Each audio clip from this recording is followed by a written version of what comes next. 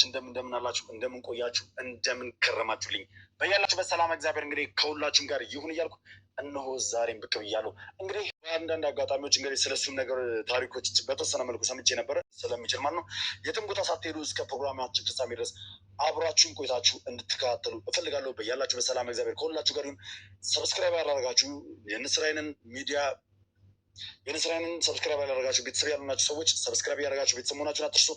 ሀሳብ አስተያየታችሁን ኮሜንት ላይ ጻፉልኝ። ቪዲዮ ላይክ እና ሼር እያደረጋችሁ ለብዙ ሰው እንዲደርስና ድል እንዲቀናን እንግዲህ መልካም ሰላም ሰላም ሰላም ጤና ይስጥልኝ። ውድና የተከበራችሁ ውድ ናችሁ የኔ ቤተሰቦች እንዴት ናችሁ? ሰላም ናችሁ? ሰላማችሁ በያላችሁበት የዓለም ዳርቻ ሰላማችሁ ብዙ ትርፍ ይበልልኝ። ዛሬ የመጣሁበት ጉዳይ እጅግ በጣም ደስ የሚልም በአንድ በኩል ደስ የሚል አለው፣ በአንድ በኩል ደግሞ አሳዛኝ ነገር አለው። ዛሬ እንግዲህ የልዑል እናት ተጠርተው ራሱ ልዑል ነው እናቱን ይዞ የሄደው። ብዙ ጊዜ ታውቃላችሁ በልዑል ላይ ብዙ ነገሮች አባቱን ያለማወቁ ብቻ ብዙ ነገር እየደረሰበት ነው። ቤት ውስጥ ሲገባ ሌላ ሰው ተቀምጦ ነው የሚያገኝ።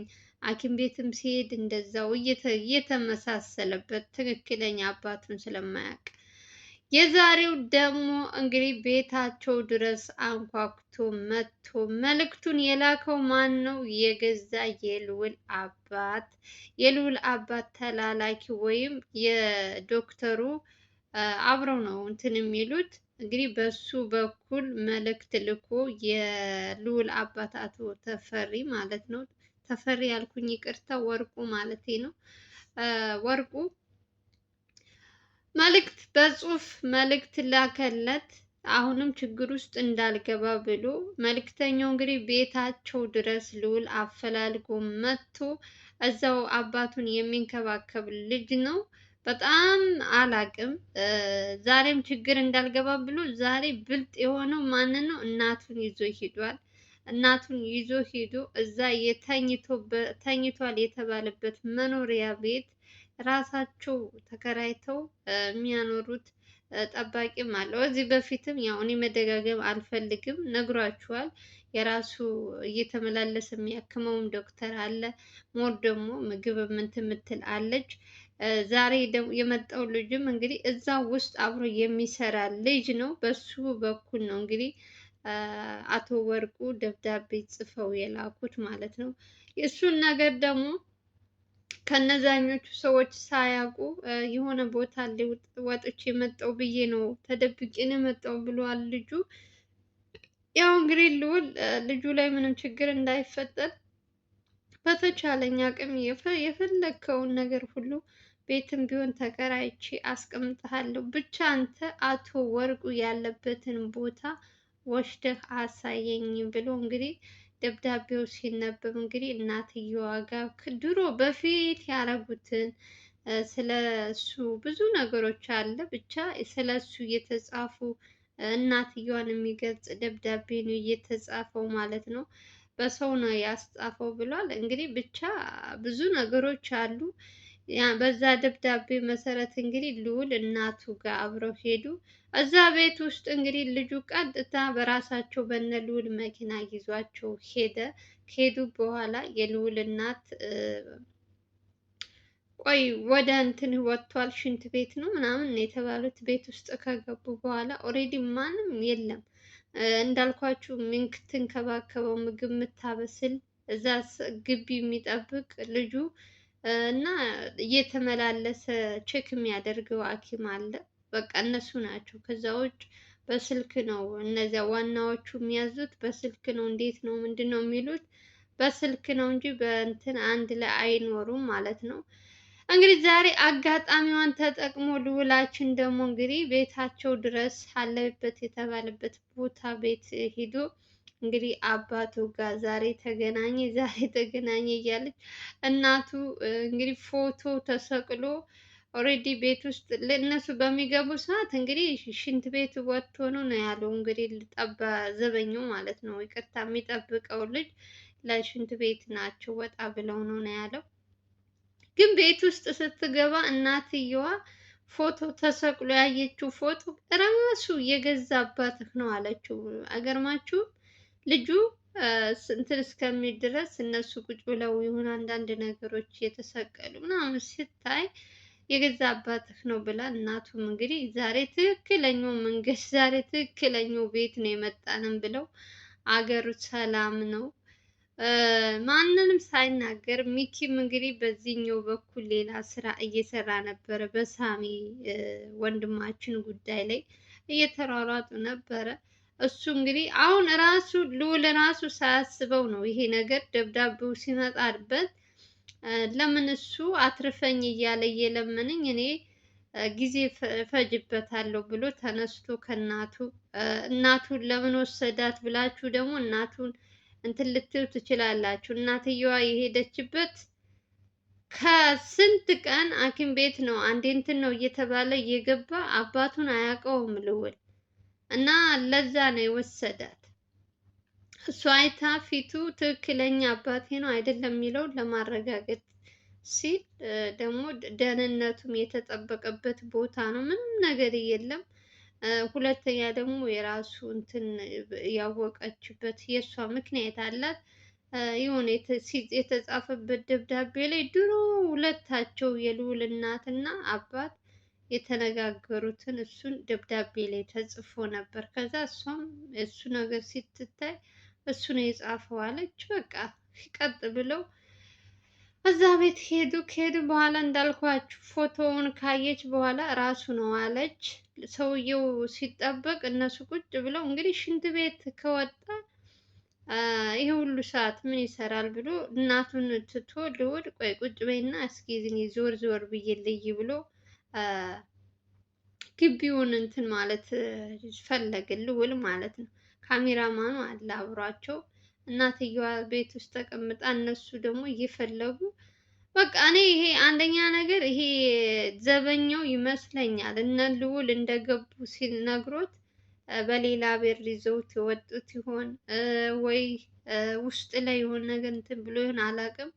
እነ ልዑል ግቢውን በሚፈትሹ ሰዓት ማንም ሰው አንድ ተከራይ የለም።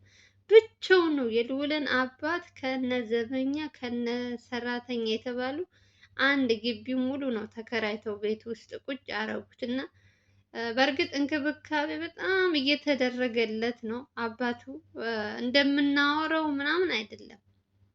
በጣም የሚንከባከቡት እያንዳንዱ እንግዲህ ተይዘው እያንዳንዱ ነገር ስለ አቶ ወርቁ እያወሩ ነበረ።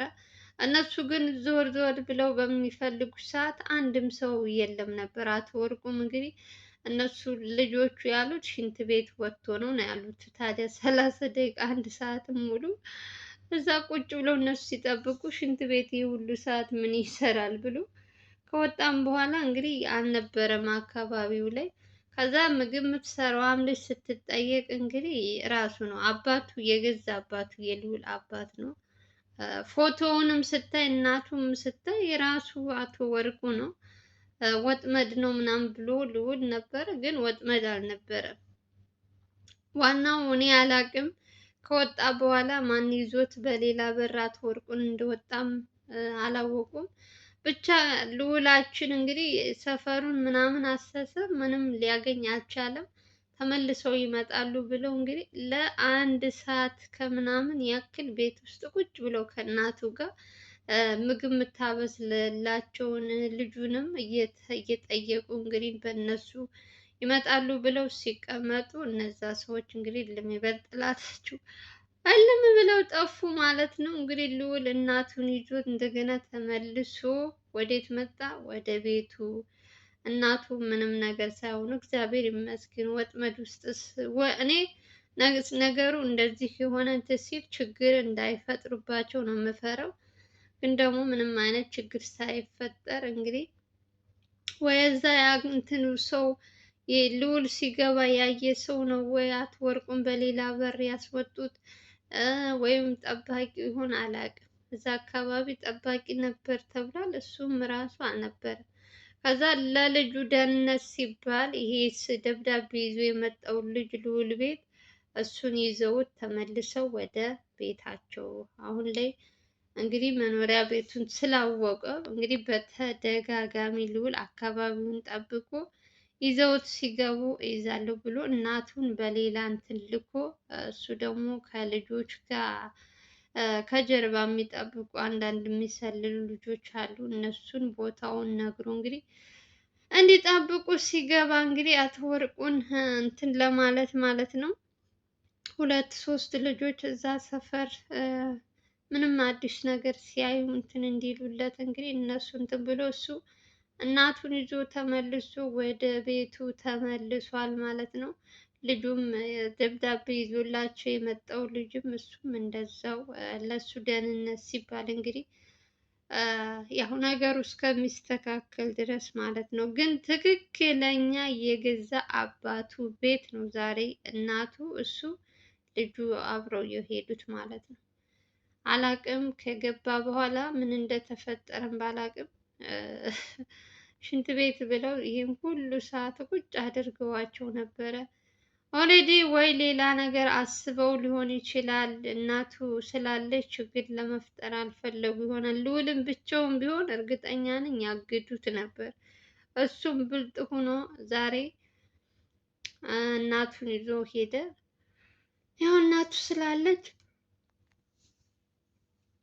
ምንም አይነት ግርግር ሳይፈጥሩ በሰላም ተመልሰዋል ማለት ነው። እንግዲህ ዋናው ነገር ሰላም እንደሆነ እንደዚህ እንደሚወራው ምናምን አይደለም። አባቱ በጣም እንክብካቤ እንደሚደረግለት ምግብ የምትሰራው ልጅ ናት እንግዲህ ስለ አባቱ ስታወራ የነበረችው። እነሱ ከወጡ በኋላ ብዙ ነገሮች እንክብካቤ እንደሚደረግለት በየቀኑ በየሶስት ቀኑ እየመጣ ራሱን የሚከታተለው ዶክተር ተቀጥሮለት በጣም አሪፍ ላይ ነው ብላለች።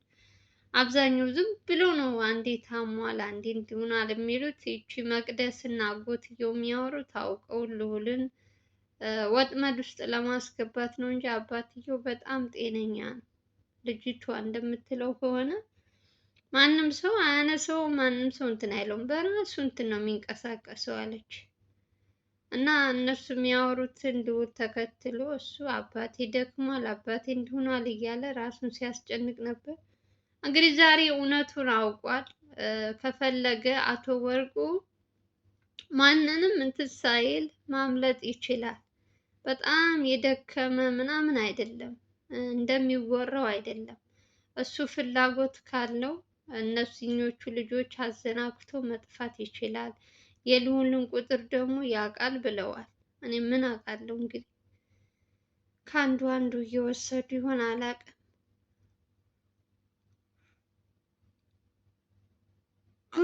ብቻ በጣም ደስ ብሎታል ልዑል የእውነት ቤት ውስጥ እንደዚህ አይነት ነገር ሲሰማ ራሱ አባትሽን እንደዚህ እየተንከባከቡት ነው። እንደዚህ አይነት ነገር ስትሰሚ በአንድ በኩል ሌላ ነገር ስትሰሚ፣ በዚህኛው በኩል ደግሞ ጥሩ ነገር ስትሰሚ ምን ያክል ደስታ እንደሚሰማው ታውቃላችሁ። እና እግዚአብሔር ይመስገን። እንግዲህ ዛሬ የሰማሁት የልዑል እናትና ልዑላችን ስለ አባቱ እንግዲህ ይሄ ነው ማለት ነው። ሳሚ ወንድማችን ደግሞ እንግዲህ ያለበት ሁኔታ እስካሁን ድረስ እነ ብሩክ ማነው ስሙ ሚኪ እነ ኤርሚያስ ሌሎችም እንግዲህ እያንዳንዱ ነገር እንግዲህ እያጣሩ ነው ያለበት። ሁኔታም እንግዲህ ትንሽ አስቸጋሪ ነው። እሱ ብቻ ነው አስቸጋሪ ሁኔታ ላይ ያለው። ሰዎች እያሰቃዩት እየተንገላታ ያለው ሳሚ ብቻ ነው።